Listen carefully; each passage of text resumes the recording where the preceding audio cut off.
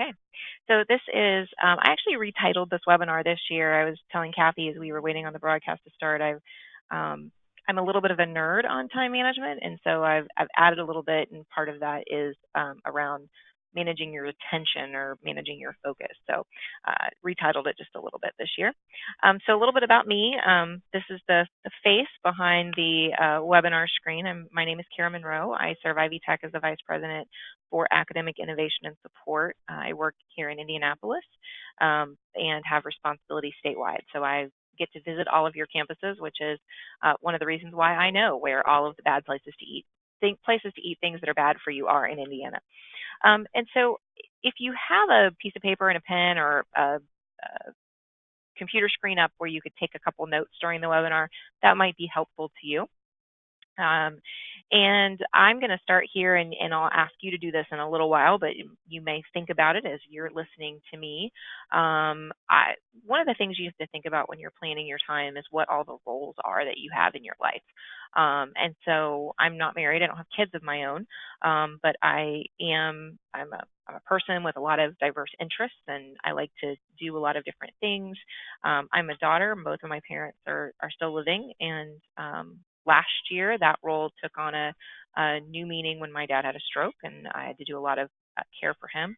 I'm a sister. I have three siblings. I'm an aunt and a great aunt to more kids than I can count at this day and age. I'm a niece. I'm an employee, and I volunteer quite a bit of time.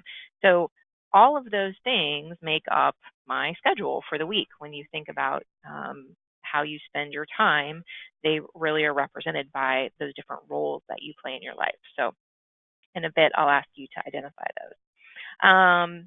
So these are the things we're going to cover in this webinar. I'm not going to go through these too much. I'm going to actually focus on what's on the next slide, which is the rules. And the rule is there really aren't any rules to time management, and that's part of why it's hard, is that somebody can't tell you how to manage your time. The other thing is that change is going to happen.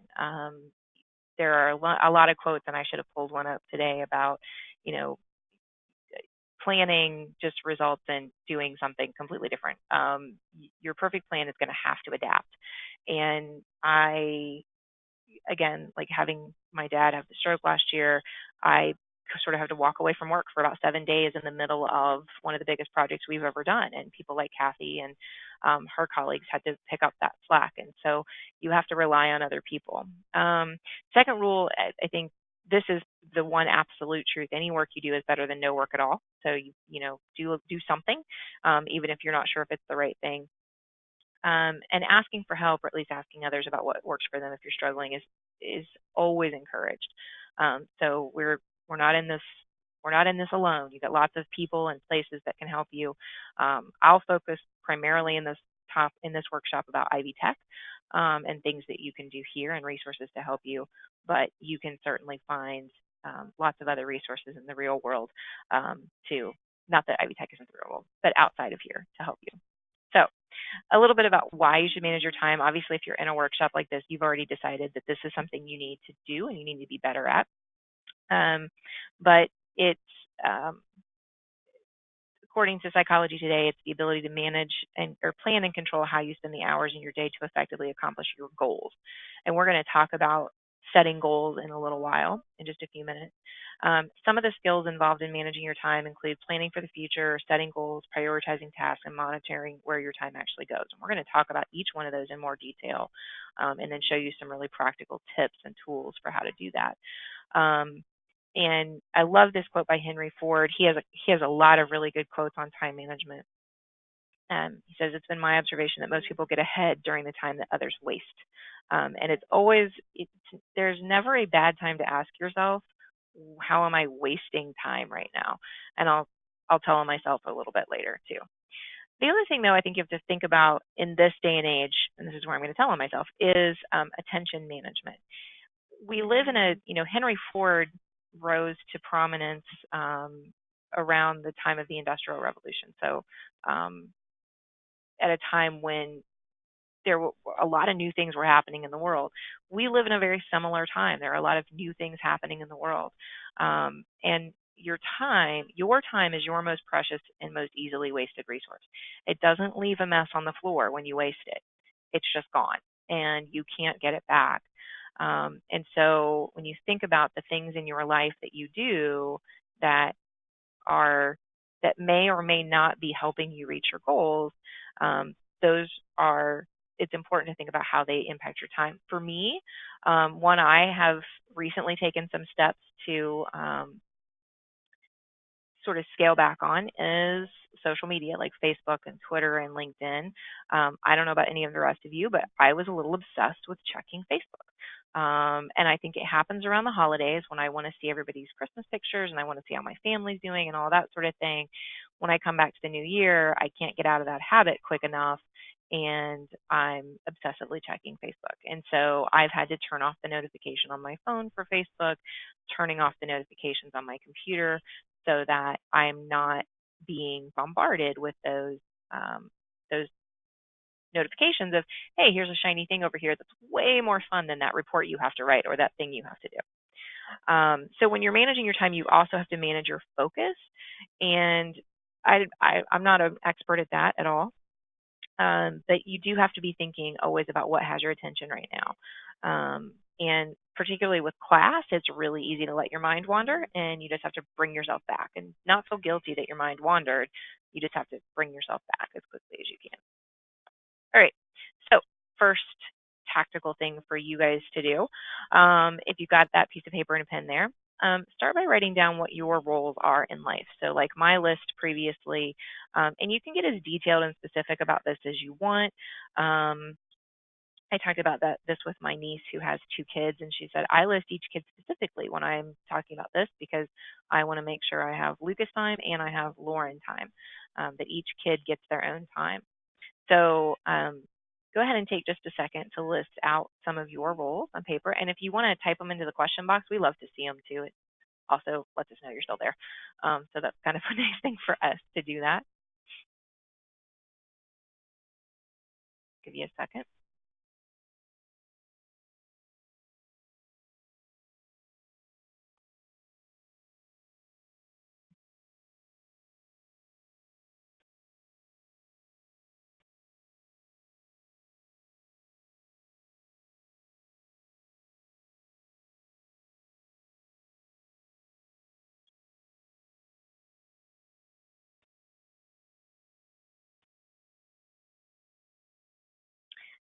And then along with your roles, some people find that role question a little bit hard. So I added the idea of priorities.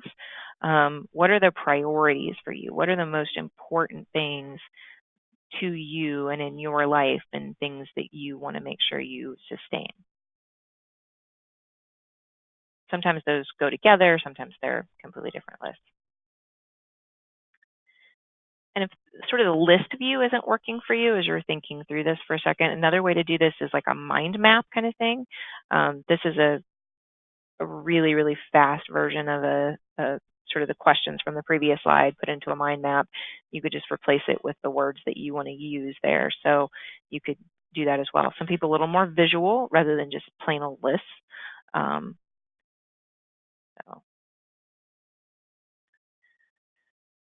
I think one really important question we don't add, and Kathy gets to see this webinar every single semester when we do it, so she'll know that we say this. Oh, thank you. Very good. Kara added hers into the question box. Those are great ones. I added a couple of things in here about delegating or eliminating. This is a question that I have to ask myself all the time. What can I delegate to other people and what can I eliminate from my life? Because I want to do more. I'm a really high achieving person. And so I've got to give some things to other people to do and eliminate them. Some people have the ability to do that. Some people don't. I think more of us have the ability to do that than think that we do. And I'll give you a quick example from my life. I have these light bulbs in my house that are in a vaulted ceiling. And I don't know if anybody else has that, where you have a ceiling that's like 12 feet tall and they need to have new light bulbs put in them. I have no resources for doing that whatsoever. I have a ladder. It is not tall enough to do that, and I'm not going to go up a ladder that's tall enough to do that. So I actually just put something out to several of my friends in my neighborhood, and I'm like, hey, does anybody know anybody that comes and changes these light bulbs? And they said, sure. It cost me like $5 for this guy to come over. He put in the 4 light bulbs and it was all done. It was great. So even stuff like that, it takes time to do it, but it's one more thing off my to-do list. I don't have to worry about changing those light bulbs. And I know that's a really simple example, but I bet if you look around your to-do list, you probably have 300 examples like that too. So the second thing we want to do after we identify our priorities and our roles is we want to set some goals. And this is another section that I've updated this year. I've been reading some work by a man named Michael Hyatt. Some of his work I like, some of it I don't. This is some of the work I do like. And he expands on the idea of a SMART goal to something called a smarter goal. And we'll make sure that this, a copy of the PowerPoint slides are sent out to you afterwards. I can stick a link into the chat box. So if you want to have a set of the slides afterwards, you can download those. He talks about something called smarter goals, and I've given you some examples down at the bottom of what his smarter goals look like. First of all, they're specific. And so they're not wordy. As you notice, these ideas down here, they're not wordy. They start with a really strong verb. So complete, declutter, go, eliminate. So they're really, really, really, really strong, very simple sentences. They're very specific. Second, they're measurable. And that usually means that you've got some sort of a due date in them or some sort of a quantity in them that you can do. They're actionable. It's really easy to figure out from that goal what it is you're supposed to do. So there's a typo in this one. I apologize for that. I'm supposed to complete my associate's degree by X date. That would be a goal every one of you, if you're an Ivy Tech student, has. Declutter the house or a specific room in the house by X date. The R in SMART goals, if you've ever heard this phrase before, normally stands for realistic. He adds risky to it, which is one of the reasons why I like this. Taking a step out and completing a college degree, it's risky, it's hard, it's an investment of time and money, there's an opportunity to be really wildly successful or to not be as successful, and you've got to make a lot of choices to do that. And so it's really important to sort of balance that realistic and risky piece. They're time keyed, so they might have something like X number of minutes in them, X number of days.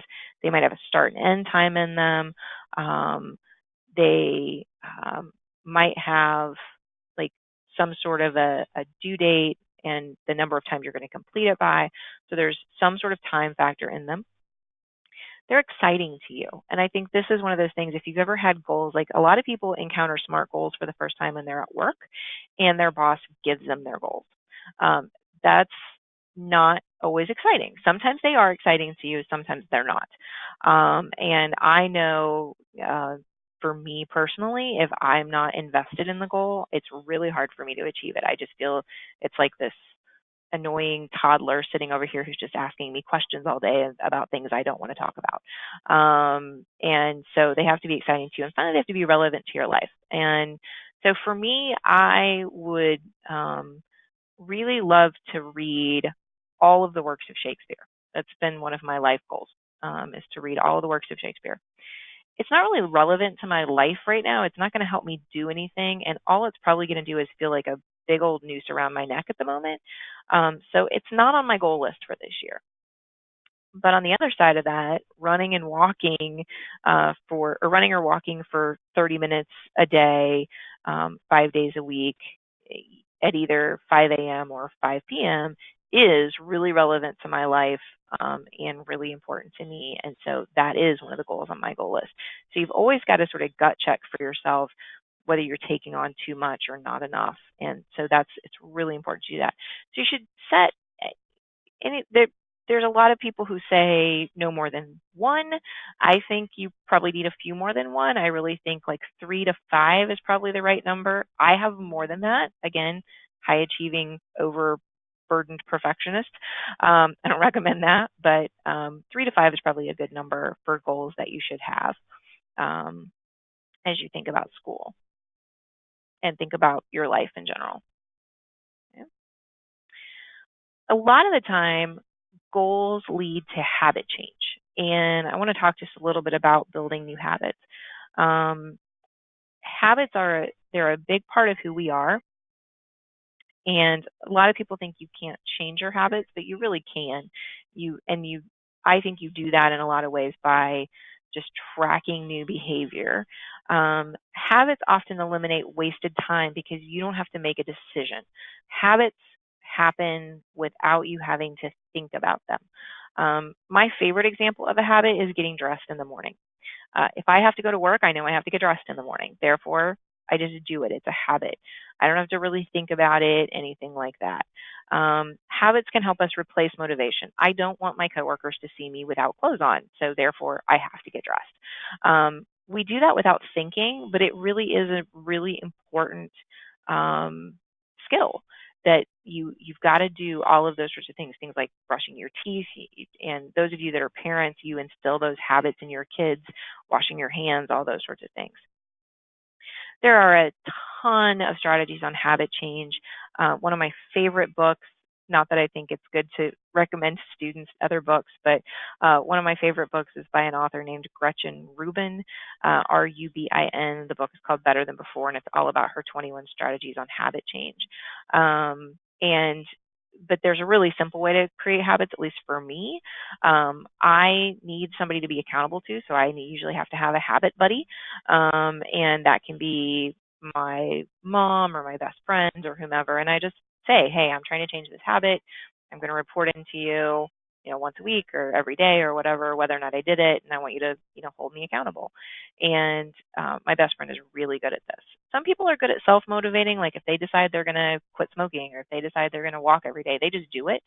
I wish I was one of those people. I'm not. And some of us need some sort of visual reminder. So I usually need a buddy and a visual reminder. So I usually use like a little star chart like this, and I do buy stickers and stick little stickers on the chart on my refrigerator, just like I'm 5. But it works for me. I know it motivates me. I know it's good for me.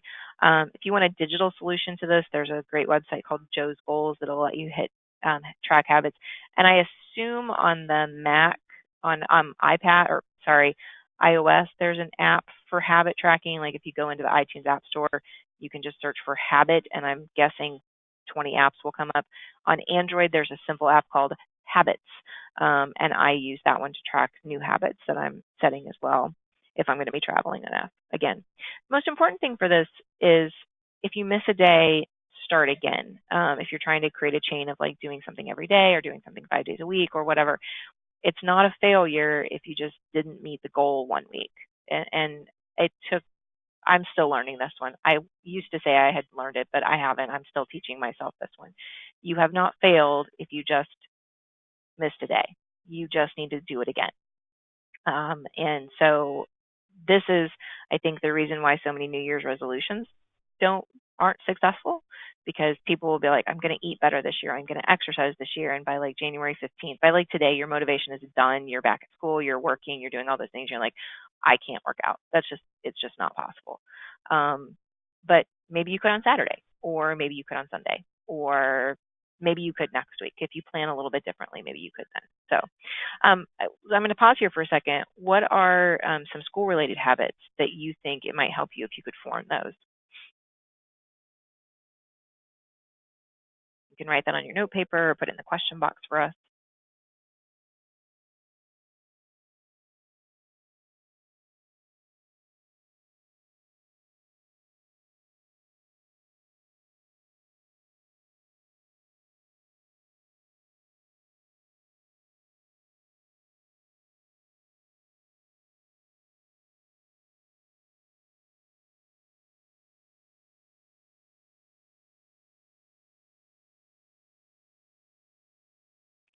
Okay. Not seeing any in the question box, but if you're typing, keep typing. I'm going to go ahead and move on. Oh, there we go. Don't procrastinate. Have a big problem with that. I understand completely. And so some of the things we'll talk about in here in just a second will hopefully help with that, give you some skills around how not to do that. I still battle it. I have an assignment that's due tomorrow that I've only sort of started. So I totally understand. Okay. All right. So then what we're going to do in here in just a second is you're going to prioritize your tasks. So this is the other thing. We have these great big, huge, long task lists. And you're going to see, if you're a full-time student, you're going to see sort of a simulated task list here in just a minute. And it's crazy the amount of stuff that has to get done. And that's just your student task list. It's not the laundry and all of the other tasks of adulting that are hard and they take a lot of work. There's a great YouTube video that you can watch it at some point if you want to, but it's by Stephen Covey, who's the one that developed this concept, and he calls it the big rocks. If you take a glass jar and you try to put in an amount of sand first, and then the pebbles, and then the big rocks won't fit. They'll sort of come out the top. If you start with the big rocks and then you fill in the pebbles and then the sand around it, they will fit because the sand starts to fill in all the time. And one of the things I'm always really interested in as we think about students and online classes and content through Ivy Learn and those sorts of things, is how they use the mobile app to fill in some of those gaps of time. I know some of you don't have the mobile app or don't have the ability to have that, but for those that you do, we see a lot of students who use that mobile app to use some of those gaps in time to read their coursework or to participate in their discussion boards or to take their quizzes in some of those little gaps of time that you have during the week. And so it's really important to think about putting in your big rocks to make sure you've got time to do those. So for each one of you, what are your big rocks? What are the big rocks you have at school this year? What classes are you taking? What are the things you need to prioritize into your schedule? Take a second and write those down, or you can type them into the question box for us too. We'd love to see those.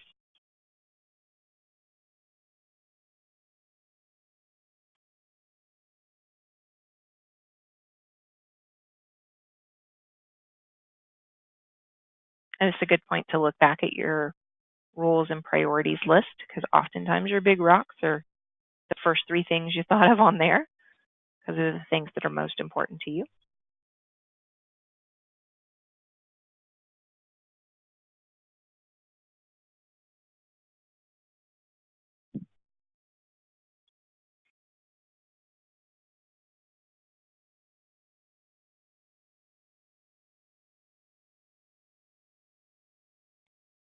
Another second or two to write those down, type them in the question box to us.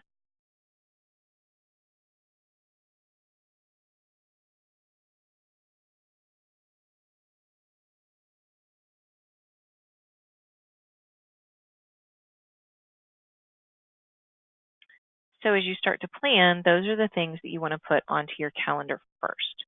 So now for the rest of the workshop, I'm going to be referring to those planning handouts that we have in the handout box. If you want to sort of follow along and start to fill those in with us, you're welcome to. You don't have to. You can just watch and then do that later if you want a little bit more time to reflect. Completely okay. So what the planning documents have, the first page of it is a semester planner. And we started out with, and I'm actually going to switch here. So give me just 1 second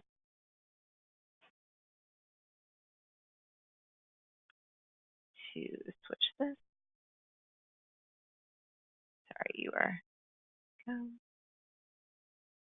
seeing something a little bit different right now. And actually, let me show you the PDF version because that's what you guys have. So now we're waiting on my computer to open. Sorry about that.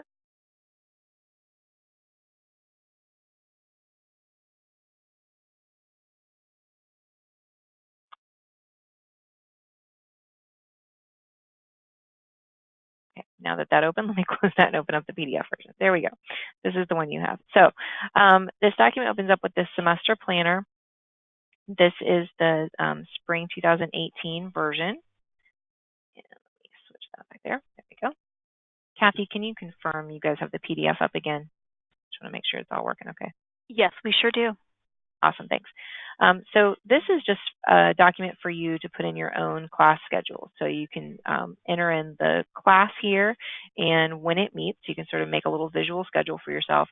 And then your class details, what the class is, where it meets, whether it's online or on campus, who the instructor is, and their contact information. This is something that we bring over from our Ivy Learn webinars, which I think is good for any student, doesn't matter if you're an online student or not, to know and keep with you the contact information for your instructor at all times.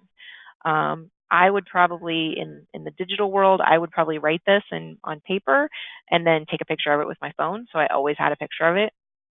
And the reason for that is if something happens, so, you know, I hope this doesn't happen to anybody, but you have one of the life's big crazy moments and you need to walk away for a little while, you've got their contact information and you can drop them a quick email, you can text them, you can call them, however it is they let you reach out to them to let them know, hey, I've got car issues, or my child is sick, or I have a family member that's ill, I have to miss class tonight, and I'll contact you later. Can I make up the work? All those sorts of things that you should do as a proactive student to make sure that you're reaching out to your faculty member. I would keep this page with me, either physically with me or a picture on my phone all semester long. Then the next few pages are just a year calendar, and this is one of the differences. I don't recognize your names, so I don't think anybody's attended this in the past, but if you've attended this in the past, we used to only do a calendar for that semester. I actually added in a whole year's calendar this time. So there's a January through December calendar. I'm not going to go through every one of them. I'll show you how to use that in a second. And then a couple of other documents that I'm going to show you how to use. So that's what's in this document. And a couple of different layouts to it too. If you like a little less space or you want something that'll easily hole punch into a notebook, we've got it laid out vertically. If you prefer a little more space for writing, we have it laid out horizontally. So the last two pages are the things that should be printed every week. So let me go back here and bring the slides back up.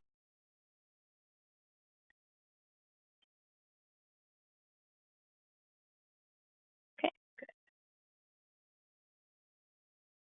Looks good, Kara. Thank you. And still okay now? We just switched. Yes, now we have the your slide back. Yep. Okay, good. So what you want to do is sit down with that planning document, and you want to look over everything you have for this semester. So if you're in 16-week classes, those have, for the most part, they're starting or have started this week, or they will start this week.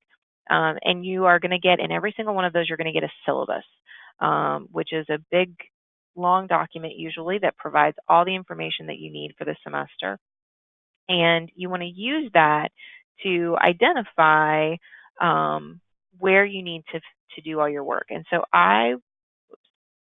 this is what this document looks like filled out. I would do that on the calendar itself. So I would go through the calendar and I would start to add in when I have class meetings. So each one of my classes I'd write in, like I've done here with the English and the math. And Kathy, can you guys see that little red dot now? Yes, thank you. Okay, good. So I would add in all my classes there. And then I would also start to add in my due dates for my online classes. And then I would start to add in all of my major assignments. So if I look over here, this is the sort of second month. First week of classes is always a little restful, and then comes the second week. This was a fall semester. It works the same in spring, where you see I've got quizzes each week. I've got readings, big projects that I have to do, tests, all of those sorts of things. So I would start to lay those in. I think in colors. Kathy knows that I'm very lucky. I have an assistant here at the college, and so my assistant color codes everything. So I have learned to adapt to her way of seeing things. But I would color code things. You don't have to do that, but it makes them stand out to me a little bit differently when I color code them.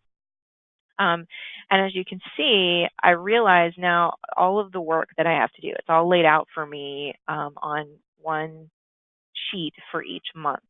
So for those of you that procrastinate, this is a good way to see I don't really have time to procrastinate. If this was my schedule, if I had these 5 classes, I can't waste any time. I've got to stay busy on things that I'm doing. I also want to refer you to this English paper here. So paper number 1 is due September 7th in this example. We'll say February 7th in our current semester. It takes a while to write a paper. You don't just sit down and write a paper in 2 hours. It usually involves doing some research and looking some things up and making sure that you've got all that information ready for that. Even like this webinar, me preparing for this webinar, even though I've done it before, I knew there were some things I wanted to add. I had to put 30 minutes on my calendar a little earlier this week to update the slides and update the handouts and all that sort of stuff for you guys. So everything you do takes a little bit of preparation for it, and it's thinking about what's that preparation that I have to do in order to be able to do that. And so that is where this weekly calendar view and then the weekly task list view comes into play. So in the handouts is this weekly calendar view for you to use. And this is where you can schedule in sort of time blocking of work time, whether you have to commute. I have a long commute here in Indianapolis, which is, just as we were getting started, Kathy came on and heard me rant about how long it took me to go 2 blocks downtown right now because traffic is really, really awful. And so I have to put commute time on my calendar. Anytime I have to go anywhere, I have to put commuting time on my calendar.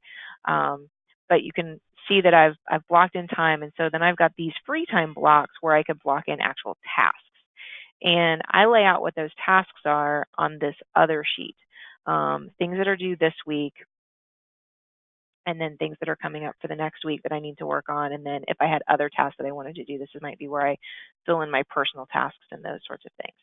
So this then allows me to go back to the calendar. What I might do then is go back here, and if I need to take this Marketing 101 quiz, I might actually mark that in here on my calendar from like 6 to 7 on Tuesday night that I need to do that Marketing 101 quiz, so that I actually schedule in my tasks after I've built in my schedule with all the things that I can't move no matter what. They're just on my schedule and they have to be done then. I actually do that in time blocks. So I'm going to pull my calendar over here so you can see what this looks like. And in a digital format. Kath, can you guys see my Outlook calendar now? Yes, thank you. Okay, so this hideousness is my calendar, and you can see I use it for a few reminders and things up here at the top, and then my appointments and things. But these red boxes right here are blocks for tasks.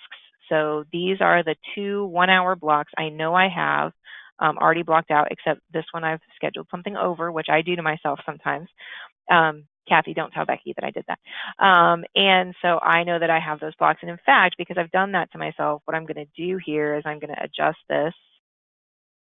And I'm actually going to add another one right here to make sure that I protect another hour to work tomorrow on my calendar.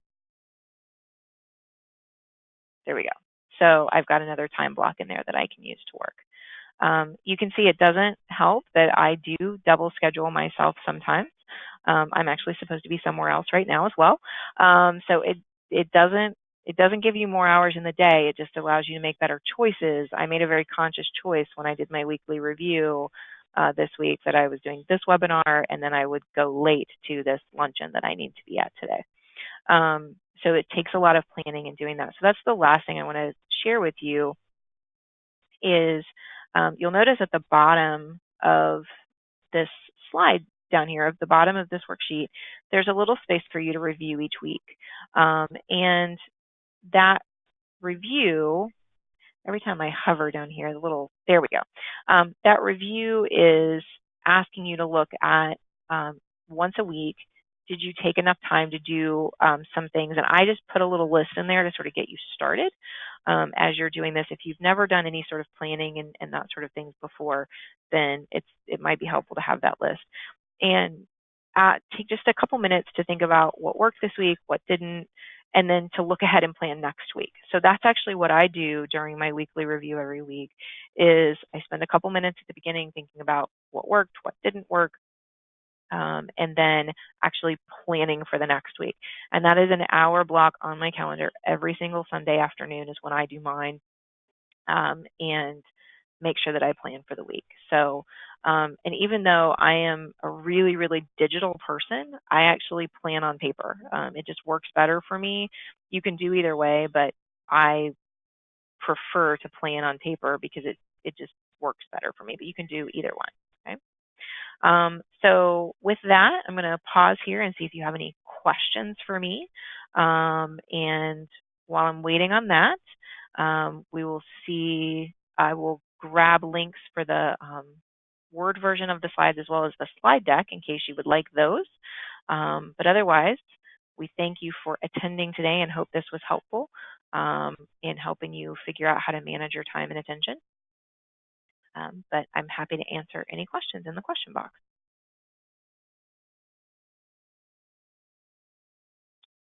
Kara? Yes.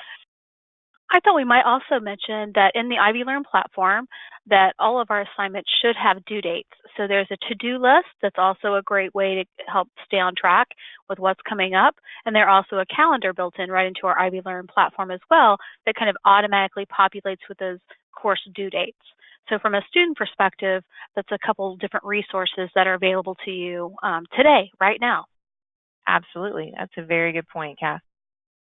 And let me change this. So this is a link to the slides if you would like to grab those. And then I will grab that Word doc as well.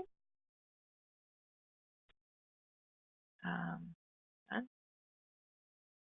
going to stop showing my screen for just a moment here and grab that Word doc.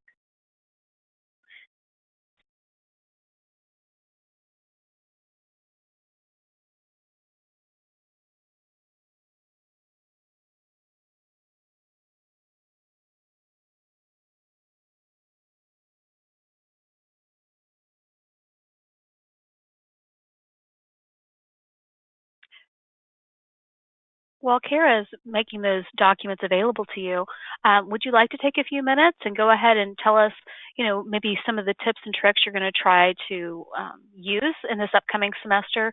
You can post your suggestions or what you'd like to try in the question panel.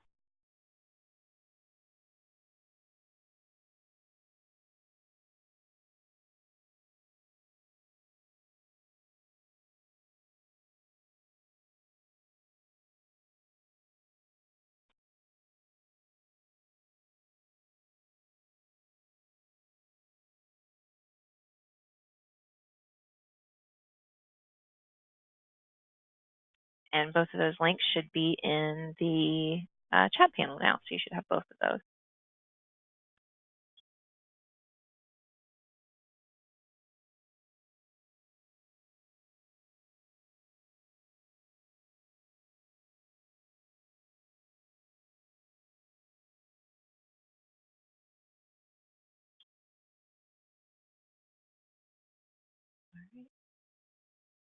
Well, we wish you all the very best of luck this semester. We'll stay online here with you for a couple of minutes and let you grab those links if you want them or the handouts if you haven't done that. If you have any questions, feel free to pop those into the question box to us. But otherwise, we wish you the best of luck this semester, and